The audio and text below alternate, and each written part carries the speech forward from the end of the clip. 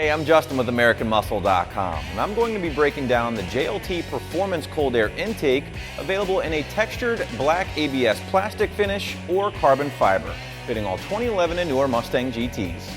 The Performance Cold Air from JLT is a tune-only intake due to its absolutely massive 107mm diameter intake tube that does incorporate the MAF housing into the actual tube itself, making for a much cleaner look. Now, because this intake does not include a reducer insert like some other aftermarket intakes, running a performance tune is an absolute must. Taking a closer look at the first option, you'll see JLT went with a lightweight ABS plastic for the material, which will be slightly better at reducing heat soak when compared to other metal intake tubes. Now, JLT does offer the performance in a carbon fiber version, which will offer all the same performance benefits as the ABS plastic version, but with a very cool carbon fiber finish that's sure to look great under the hood. That is, of course, if you don't mind spending a few extra bucks for the added bling. Included in the package, you'll find the rather large power stack reusable high flow filter, ABS plastic heat shield, all of the hardware and couplers, and finally the intake tube itself. Now, a nice thing with the JLT is that it does include a bung to be used with the interior sound tube. If you're not familiar with what this is, it's basically a hose that connects that bung to the firewall and pumps all that intake noise into the cabin.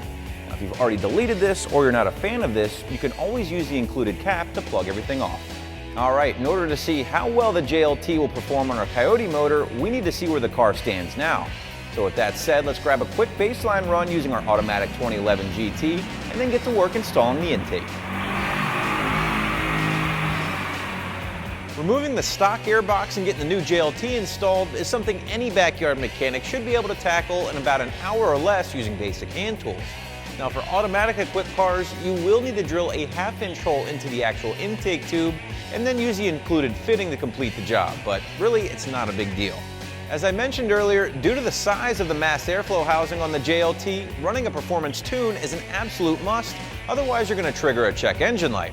So we're going to upload our custom Bama tune, which is going to optimize our spark timing, adjust our variable cam timing, and should ultimately get those air-fuel ratios right where they need to be.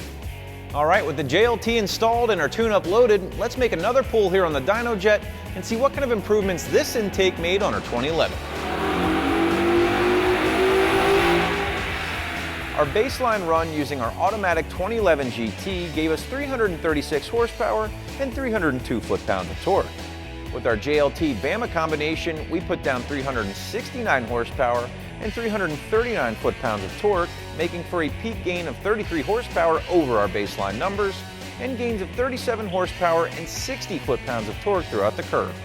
The performance from JLT is for the Mustang owner who is looking for maximum power gains and either has a tune in place already or plans on purchasing one along with the intake. And as always, you can check out both options right here at AmericanMuscle.com.